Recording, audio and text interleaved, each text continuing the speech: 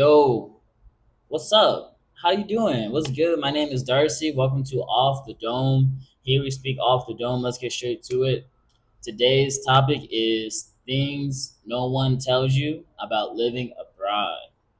You know, disclaimer, I've been abroad a long time. I've been 2.5 years in Cali, Colombia. I've also lived 2 years in Spain, 1 year in Sevilla, 1 year in Gran Canaria. I spent a summer in Galicia in the middle. So I have a good amount of experience. And I want to say I'm grateful. Obviously, traveling is an awesome experience because it opens up your brain to new sights, new emotions, new feelings, new culture, new food. And do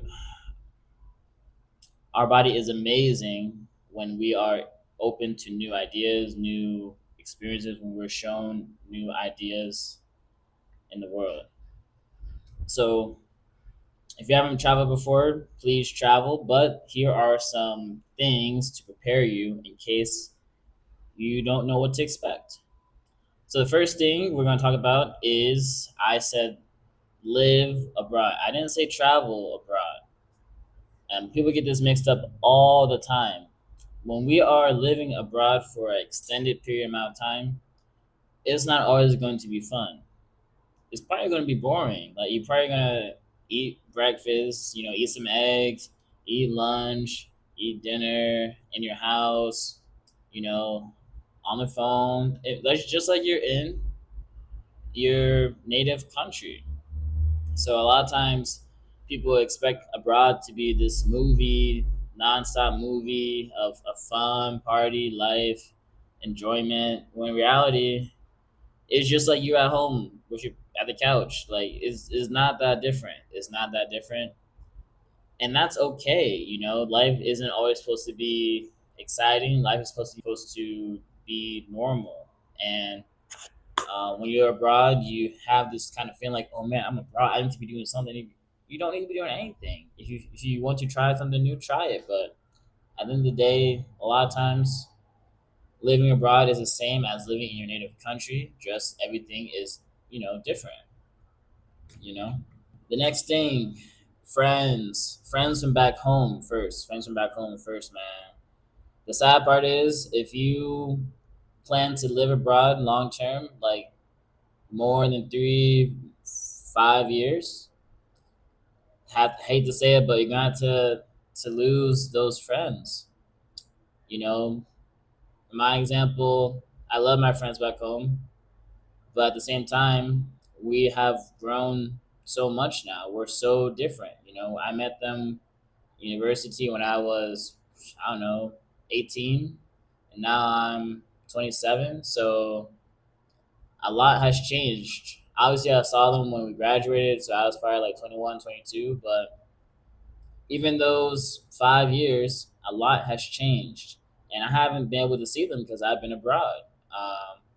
And they have been able to keep connecting, keep seeing each other, travel. My friends travel, but they travel the United States.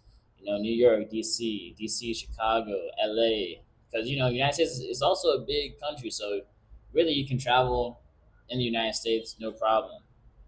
But people don't understand that in order to have friends, you have to do the work to keep the friendship. But if you are thousands of miles away, that's really hard to do. That's extremely hard to do. And so um, it is sad to understand that your friends are no longer your friends because they don't know who you are. They don't know the real you anymore. They don't know the Darcy in Spain. They don't know the Darcy in Colombia. They know the Darcy in Ohio when he was, enjoying life with them. But we can't continue to create new experiences with those friends. So we have to sacrifice them. We have to say, okay, that was the time for me to be friends with them. Now, you know, I'm not. And obviously, you can call them, FaceTime them. That also is nice. But I'm gonna be honest, it's not the same. It's not the same as taking the time to go visit them, be in person with them, because we all have busy lives, and FaceTime people, that's tough. I FaceTime my friends sometimes, but we all have lives, 9 to 5, jobs, girlfriends, family, kids, and you know, if you don't see yourself coming back to the United States, they're probably like, well, man, if something new happens, let me know. If you move to a new country, let me know. Da, da, da. So yeah, man, your friends, you have to accept them that they might not always be there. You're so far away. What can you really expect from this friendship? Okay, the next one is a simple one. Bureaucracy problems. No matter what, no matter if you're an expert, no matter if you're not an expert, first day, 5th year, 10th year, there's always going to be bureaucracy problems. If it's not your native country, there's always going to be bureaucracy problems. Hey, there's always going to be bureaucracy problems. I'm telling you, no matter what. So get ready for that. Get ready to get your patience tested every year. Get ready to not win every year. Get ready to understand that you might have everything lined up, but you still might not do well with bureaucracy. The visa, the digital nomad visa, residency, open a bank account, all this paperwork, all this bureaucracy in any country that's not your native country is going to take time. Maybe it's because there's just, not many people doing this, so they aren't as up to date on this process. But now I've been in Spain, I'm in Colombia, and every time it's a pain, So once you accept that fact, it gets a lot easier. You instead of going there angry, go there calm mindset, understand it's going to take 2 hours, 3 hours, and then if it doesn't, good. If it does, well, this is what you knew was going to happen. You get rejected the first time, you knew it was going to happen. So, you know, bureaucracy sucks, and people don't really say how hard that is. The other hardest step would be to leave, to get out the door, to take that flight, to go to that country. That's the hardest part. But the second hardest part is bureaucracy. So once you get past those two parts, life becomes a little bit easier, right? But man, that bureaucracy, hey, sometimes I want to fly back home, bro. And that brings me to my next point, which is being homesick. Being homesick is never going to end. Missing your family, missing your friends, and your family is always like, "Oh, come back home. We miss you. Come back home. Come on, we'll take care of you. Why are you out there all alone? We need you back here." I'm like, but if I go back home, you're gonna be like, "You staying in my house? You got a job? You cooking?" like they want you to be back home, but they don't want. Sometimes Sammy doesn't want to be so invested in your life, but they want you. They want to see you sometimes. Maybe once a year, twice a year. But if you're not in that country, never gonna happen. But you go back home. I'm here. I'm here. Crickets. No one. They might see you once. That's it. Oh, you're back. Oh, welcome back. Bye. So. But yeah, man, being homesick is tough, especially around December, especially when you see people in your country that you're living in now with their families, happy, smiling, new beginnings. It's tough, especially if you don't have a community yet, especially if you don't have a family in that country, many friends. It's tough to see it and understand that you have that, but you can't access that right now. Seeing your parents get older, seeing your friends have new jobs, do exciting things, traveling together, that really hits home, and it's tough. So if you can travel, see your family, do it. If they can come out there, have them come out here. But this brings me to my next point. Because you don't have family, we're lonely.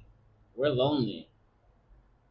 This new culture causes us to drop our old identity. We have to change who we've been for so long because in order to fit into this new culture, we have to change ourselves, right? If we wanted to be the same person in the United States, we can go live there. But if we want to live in another country, we have to adjust. We have to adapt. We have to be able to be flexible. And that comes with changing who we are, changing our language, changing culture, cultural things. You know, a lot of time, United States culture is very unique in ways that I can't even explain. But once you travel, you'll be like, okay, yeah, you're right. You know, and yeah, being lonely is something you have to understand. It's just gonna happen. You know, but if we change our perspective, this is a space, time for us to really learn more about who we can be, who we want to be here, and we can take that time, that the solitude, and really work on our craft, really try new things, and just not be afraid to fail. You know, meet those new friends. You know, friends are gonna come and go, obviously, and that's normal. You know, you are in another country, so when they see that, they might see it as like, oh, exotic, like, oh, that's cool, you know, but maybe they're not used to your culture. They're not going to adjust like you have to adjust because you're in their country. They're not in your country. So if you're not adjusted enough, then that friendship isn't going to be so strong. And I've had trouble with that, you know. I've made friends here, but you know, it's always so easy to fall back into your old ways, to fall back into your old self because that's who you've been for so long. But we have to continue to grow, continue to change to this culture, and that's the reality. I'm not saying it's a bad thing, you know, to be your old self, but if you really want to have a strong community, you have to create a new identity for this life abroad. And this brings me to dating. Dating is the same thing. If you're dating someone, it's going to be difficult to find someone who wants to also explore outside their culture. Majority of people don't even leave their own country ever. They stay there. They love it. That's all they're used to. So, you know, obviously I'm not going to say I mean, obviously it's fear, you know, but it's more like they're content. They're happy. They're like, why would I want someone from this country? I love my country. I love the people here. I love the food, the culture. So for them to jump out of that culture, date to marry, they have to be really unique. They have to be really special. They have to also want different things in life that the average person doesn't want. Because the average person doesn't live abroad. They don't. It's not easy. It's tough. And you know, a lot of cultures pride on having family around them. You know, Colombia especially, they love family.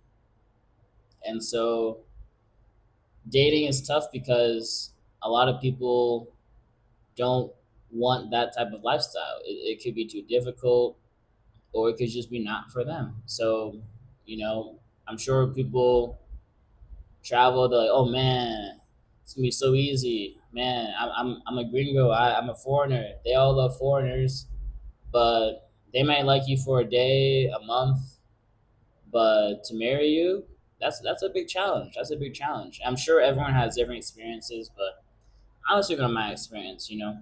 Hey man, that's all I got right now, but we're gonna have a part two maybe later. But let me know what you think about these travel tips. I'm running out of time. I only got 15 minutes, but I want to say thank you so much for watching this video. Like, comment, subscribe. Should I talk some more? Because I got some more stuff, but let me know. And until next time, off the dome, we out.